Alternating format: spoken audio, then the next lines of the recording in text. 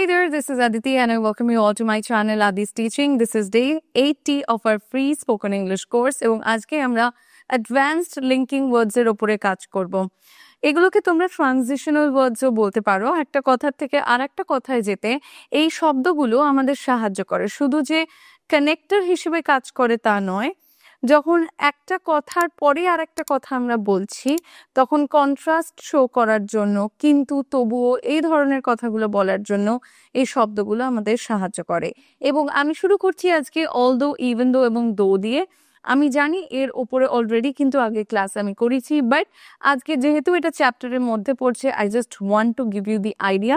যারা করেছো ক্লাস তারা অলরেডি জানো যে আমরা অলদো, ইভেন দো, দো কখন ব্যবহার করি, but let's just revise it. Although, even though, দো ব্যবহার সেম। এর মানে হচ্ছে যদিও, যদিও বোঝাতে আমরা ব্যবহার করি। একটু মন দেবে। আচ্ছা, তাহলে এইখানে যদিও বোঝাতে ব্যবহার করছি, তার মানে হচ্ছে যে আমরা অলদো, ইভেন দো, দোকে ব্যবহার করি দুটো আইডিয়ার মধ্যে কন্ট্রাস্ট দেখানোর জন্য। ওকে, আবার রিপিট করছি, দুটো আইডিয়ার মধ্যে কন্ট্রাস্ট দেখানোর জন্য আমরা অলদো, ইভেন দো এবং দো এর ব্যবহার করি। যে কোনো একটা ব্যবহার করলেই হবে। অলদো, ইভেন দো একটু প্রফেশনাল ক্ষেত্রে ব্যবহার করি, আদারওয়াইজ দো আমরা যে কোনো কথায় ব্যবহার করতে পারি। তো এবারে প্রথম কথাটা কি বলছে, প্রথম যে সেন্টেন্সটা রয়েছে সেখানে বলতে চাইছে যে যদিও সে ধনী, সে সাদামাটা জীবন যাপন করে। তো এই জন্য এখানে আমি কি বলছি, যদিও সে ধনী, although he is rich, he lives a simple life, সে সাদামাটা জীবন যাপন করে। তো সাধারণত দেখা যায় যে যারা ধনী হয় তাদের জীবনযাপন খুব একটা সাদামাটা হয় না। তো যেহেতু এখানে দুটো আইডিয়া রয়েছে, একটা হচ্ছে সে ধনী, আবার সে সিম্পল জীবনযাপন করে, তো এখানে একটা কন্ট্রাস্ট রয়েছে যে সে সিম্পল জীবনযাপন করে এবং সে ধনী, যদিও সে ধনী সে সিম্পল জীবনযাপন করে। তো এটা কন্ট্রাস্ট রয়েছে, একটা বিপরীত একটা কিছু ভাব রয়েছে, তার জন্য এখানে কিন্তু অলদো এর ব্যবহার রয়েছে। পরেরটা দেখো, even though it was raining they went for a picnic. তো বৃষ্টির সময় সাধারণত লোকে কাজকর্ম সব বন্ধ করে দেয়, বা হয়তো কাজকর্ম থাকলে সেটাকে পোস্টপন করে, চট করে পিকনিক টাইপের কাজকর্মে বা পিকনিকের জন্য লোকে বেরোয় না, তাই না? তো এখানে আগেইন একটা কন্ট্রাস্ট পাচ্ছি আমরা, এখানে একটা বিপরীত, একটা অপোজিট আইডিয়া আমরা এখানে পাচ্ছি।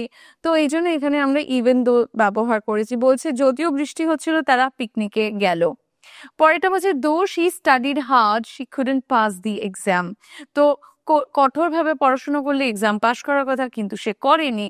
সো বলছে though she studied hard she couldn't pass the exam, যদিও সে কঠোর পড়াশোনা করেছিল সে পরীক্ষায় পাশ করতে পারেনি। সো এটা ছিল অলদো, দো এবং দো এর ব্যবহার। বাট এবারে বলছে হাউ এভার। হাউ এভারকে আমরা কিন্তু বা তবুও বলার জন্য ব্যবহার করি।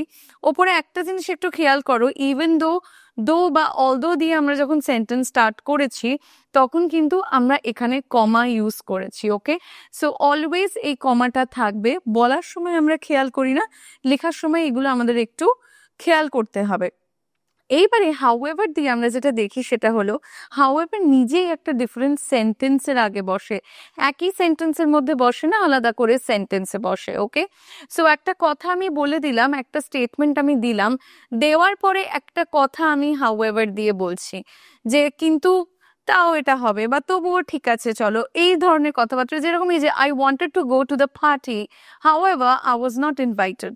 So I wanted to go to the party, however I was not invited এর মানে হচ্ছে যে আমি পার্টিতে যেতে চেয়েছিলাম কিন্তু আমাকে আমন্ত্রণ জানানো হয়নি। So however I was not invited, কিন্তু আমাকে আমন্ত্রণ জানানো হয়নি। তো যাই হোক, আমাকে আমন্ত্রণ জানানো হয়নি, এরকম একটা ভাব। ঠিক আছে, সো দেখতে পাচ্ছ হাউএভার এর পর এখানে কমা দিয়ে অ্যান্ড দেন আমি বলছি যে আমাকে ইনভাইট করা হয়নি। তো এখানেও আমরা কিন্তু একটা জিনিস দেখতে পাচ্ছি যে এখানেও কিন্তু আমরা কন্ট্রাস্ট শো করছি, আমরা কোনো অপোজিট আইডিয়াকে আমরা এখানে ইন্ট্রোডিউস করছি। একটা স্টেটমেন্ট দেওয়ার পরে আমরা একটা অপোজিট আইডিয়াকে আমরা এখানে ইন্ট্রোডিউস করছি। পরেটা কি বলছে, দ্য রুম ইজ স্মল, ঘরটা ছোট, however it's very cozy. however it's very cozy, ঘরটা ছোট হলে কি হবে, ঘরটা ভীষণ আরামদায়ক। ঠিক আছে, ঘরটা ছোট তবুও ঘরটা আরামদায়ক। নেক্সট বলছে he worked hard, however success didn't come easily. So সে কঠোর পরিশ্রম করেছে কিন্তু সাফল্য সহজে আসেনি, কিন্তু বা তবুও বোঝাতে আমরা হাউএভার ইউজ করছি। ওকে, সো এই অবধি আমরা বুঝেছি। চলো দেখি নেক্সট কি রয়েছে। এখন আমরা শিখবো মোর ওভার অর ফার্দার মোর এর ব্যাপারে। এর মানে হচ্ছে উপরন্তু বা আরো। যেমন প্রথমেরটা বলছে the movie was interesting, more over the acting was excellent. কি বলছে এখানে? যেটা করছি আমরা সেটা হলো আমরা আরো কিছু অ্যাড করছি। আমরা একটা কথা বললাম এবং তারপরে তার ব্যাপারে আরো কিছু অ্যাড করলাম। So this is use to add extra supporting information. Okay, মাথায় রাখবে। যেমন প্রথমটা আমি বলছি মুভিটা খুব ইন্টারেস্টিং ছিল, আমি বললাম প্রথমে মুভিটার ব্যাপারে, তারপর আমি বললাম মোর over the acting was excellent. মানে আমার যে স্টেটমেন্টটা রয়েছে যে মুভিটা ইন্টারেস্টিং ছিল, কেন ইন্টারেস্টিং বললাম, তার উপরে আমি আরো কিছু ইনফরমেশন এখানে অ্যাড করছি। বোঝা গেছে? পরেরটা, she is smart, ফার্দারমোর she is polite. So আমি বলছি সে স্মার্ট এবং তারপরেও আমি অ্যাড করছি উপরন্তু আরো সে ভদ্র, she is polite. Okay, next, he not only sings well but moreover he can compose music. বলছে শুধু যে সে ভালো গান গায় তা নয়, এর ওপরও উপরন্তু সে গান কম্পোজও করতে পারে, গান বানাতেও পারে। I hope you got it right. পরেরটা কি বলছে দেখি। পরেরটা বলছে therefore or so, সেজন্য বা ফলে। তাহলে আমরা এখানে কি করি? ফল বোঝাচ্ছে না, ফলে মানে হচ্ছে আমরা ফল বোঝাচ্ছি, অর্থাৎ আমি একটা কথা বলবো এবং সেটার ফলাফল, অর্থাৎ we are talking about the result here. Okay, so কোনো একটা কাজের ফলে কোন কাজটা হয়েছে সেটার ব্যাপারে আমরা এখানে কথা বলছি। So it was raining, therefore the match was cancelled. So match cancel হয়েছিল। কেন ক্যান্সেল হয়েছিল? বিকজ ইট ওয়াজ রেইনিং, কারণ বৃষ্টি হচ্ছিল। সো বিকজ দিয়ে আমরা যে কাজটা করি সেটাই এখানে উল্টে যাচ্ছে। আমরা ফার্স্টে বলছি কারণটা, it was raining, therefore the match was cancelled, এবং তার জন্য ম্যাচ ক্যান্সেল হয়ে গেছে। সো ম্যাচ ক্যান্সেল হয়েছিল বৃষ্টির কারণে। পরেরটা, he didn't revise his lessons so he forgot everything, or we can say therefore he forgot everything. সে সব কিছু ভুলে গিয়েছিল। কেন? কারণ সে রিভাইজ করেনি তার চ্যাপ্টার্স গুলো ঠিক করে, তার লেসেন্স গুলোকে সে ঠিক করে রিভাইজ করেনি। So he didn't revise his lessons, সে একটা কাজ করেনি বা কোনো একটা কাজ হয়েছে বা হয়নি, এবং তার ফল কি হলো? তার ফল হলো এটা। সো সেটা আমরা therefore দিয়ে অ্যাড করছি। Okay, next, she was hungry. So she was hungry, this is a state, সে খুব ক্ষুধার্ত ছিল, therefore she ate early, এবং তার জন্য সে আগে খেয়ে নিয়েছিল বা ফলে সে আগে খেয়ে নিয়েছিল। In spite of or despite দিয়ে আমরা সত্ত্বেও বোঝাই। ওকে, তাহলে আগেরটা কি ছিল? আগেরটায় আমরা কোনো ফলাফলের কথা বলেছি, আমরা দেখলাম, তাই না? আমরা রেজাল্ট বা কনক্লুশনের কথা বলেছি। এর পরেরটাই আমরা দেখছি যে আমরা কোনো কন্ট্রাস্ট শো করছি, ঠিক আছে? So generally it is followed by noun or জিরান্ড।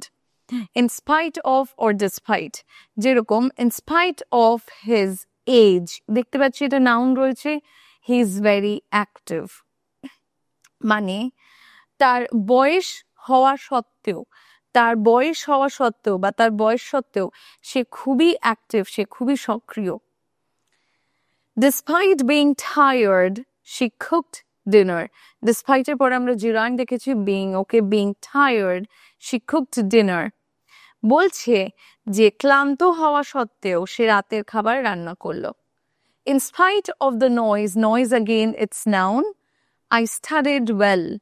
আমি ভালোভাবে পড়তে পেরেছি। In spite of the noise, I studied well, অর্থাৎ আওয়াজ হওয়া সত্ত্বেও বা চিৎকার সত্ত্বেও আমি ভালোভাবে পড়তে পেরেছি। আচ্ছা, এবার একটা কথা শোনো, এখানে যে লিস্টটা আমি তোমাদের আজকে দেখাচ্ছি এর সাথে কিন্তু as well as a result এই ফ্রেজগুলো রয়েছে, ঠিক আছে?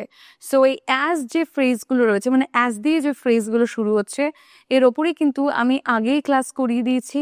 তো সেই ক্লাসটা গিয়ে একবার দেখে নিও, ক্লাসটা খুব হেল্পফুল হবে তোমাদের জন্য। তো সেইগুলো যেহেতু আমি আগেও বলে দিয়েছি, আমি এখানে আর সেগুলো ইনক্লুড করলাম না। ওকে, আচ্ছা, তো এবার আমরা যেটা শিখবো সেটা হচ্ছে অন দি আদার হ্যান্ড, এর মানে হচ্ছে অন্যদিকে। ওকে, এখানে আমরা যেটা করব সেটা হচ্ছে আমরা একটা কথা বলে আবার আর একটা কথা আমরা দেখাবো, মানে এই জায়গাটা আমরা দেখতে পাবো কম্প্যারিজন বা কন্ট্রাস্ট।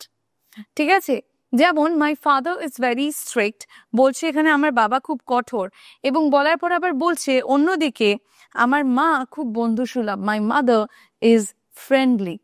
তাহলে এখানে কি হলো, এখানে আমরা একটা কন্ট্রাস্ট শো করলাম যে আমার বাবা একরকম, আমার মা একরকম। তো অন্যদিকে আর এক হাতে এই বলার জন্য আমরা অন দি আদার হ্যান্ডের ব্যবহার করছি। পরেরটা হি লাভ স্পোর্টস, সে স্পোর্টস মানে খেলাধুলো সে খুব ভালোবাসে। আবার অন্যদিকে হিজ ব্রাদার প্রেফার্স বুকস, তার মানে তার ভাই বই পড়তে পছন্দ করে। দেখতে পাচ্ছ অন দি আদার হ্যান্ড দিয়ে আবার আরেকটা স্টেটমেন্ট আমি দিয়েছি। পরেরটা some people enjoy city life, কিছু মানুষ সিটি লাইফ অর্থাৎ শহর জীবন পছন্দ করে। অন্যদিকে on the other hand others like the country side, কেউ কেউ গ্রামের জীবন পছন্দ করে, শহরাঞ্চলের জীবন কারুর কারুর ভালো লাগে।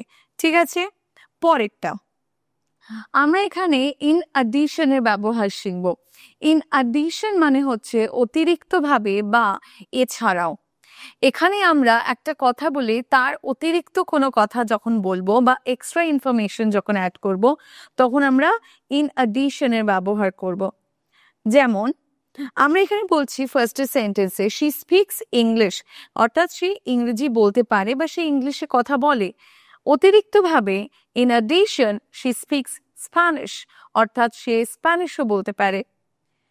পরেরটা বলছে he is good at math, সে ম্যাথে খুব ভালো, সে গণিতে ভালো। ইন অ্যাডিশন এছাড়াও সে একজন ভালো athlete, he is a great athlete. Okay, so সে ম্যাথে খুব ভালো, তাছাড়াও সে খুব ভালো একজন খেলোয়াড়, he is a great athlete. Next বলছে ইন অ্যাডিশন টু টিচিং, এখানে আরেক ধরনের সেন্টেন্স পাচ্ছ তোমরা, দেখো in addition to teaching she writes books, তার মানে কি বলছে যে পড়ানোর পাশাপাশি বা শিক্ষাদানের পাশাপাশি সে বইও লেখে। বোঝা গেল? পরেরটা নেভারথেলেস অর নানথেলেস, এর মানে হচ্ছে তবুও বা তাও। এখানে আমরা কন্ট্রাস্ট দেখাবো, মানে একটা প্রিভিয়াস স্টেটমেন্ট দিয়ে দেব, একটা স্টেটমেন্ট আমরা দিয়ে দেব, দেওয়ার পরও একটা কন্ট্রাস্ট আমরা এখানে দেখাচ্ছি। Okay, so we are expressing contrast here despite the previous statement. তো একটা কাজ হওয়ার পরেও যে একটা কাজ হয়েছে সেটা বোঝানোর জন্য আমরা নানথেলেস অর নেভারথেলেস ব্যবহার করছি, যে এটা হয়েছে তবুও এটা হয়েছে। যেমন ইট ওয়াজ রেইনিং হেভিলি, ভীষণ জোরে বৃষ্টি হচ্ছিল। নেভারথেলেস দে প্লেড আউটসাইড, যাই হোক তাও তবুও তারা বাইরে খেলেছিল। পরেরটা কি বলছে হি ওয়াজ সিক, সে খুব অসুস্থ ছিল বা সে অসুস্থ ছিল। নানথেলেস হি অ্যাটেন্ডেড দ্য মিটিং, তবুও সে মিটিং এ উপস্থিত ছিল। পরেরটা she didn't prepare much, সে খুব একটা প্রিপেয়ার করেনি। she didn't prepare much মানে সে বেশি প্রস্তুতি নেয়নি। nevertheless she passed the exam, অর্থাৎ তাও সে পরীক্ষায় পাশ করেছিল। Got it? পুরোটা দেখে নাও। ডান গাইস, সো আই বিলিভ যে তোমরা বুঝতে পেরেছো আজকে আমরা যে অ্যাডভান্স লিঙ্কিং ওয়ার্ডস গুলোর উপরে কাজ করেছি। Now it's time you start working on it. তোমরা একটু এগুলোকে নিজেদের সেন্টেন্সে এবারে ব্যবহার করা শুরু করো, অ্যান্ড দেখবে তোমাদের কথাগুলো শুনতে কতটা ভালো লাগছে, বিকজ অ্যাডভান্সড ইংলিশে আমরা কিন্তু এই শব্দগুলোর ব্যবহার করি। ইনফ্যাক্ট তোমরা যখন IELTS এর প্রিপারেশন নেবে বা হায়ার স্টাডিজ এর প্রিপারেশন নেবে, then also you'll need all those words. I'll see you again in my next lesson, and until then, thank you so much for today. Stay connected, guys, and let me know in the comments যে তোমাদের ক্লাসগুলো কেমন লাগছে. Thank you so much.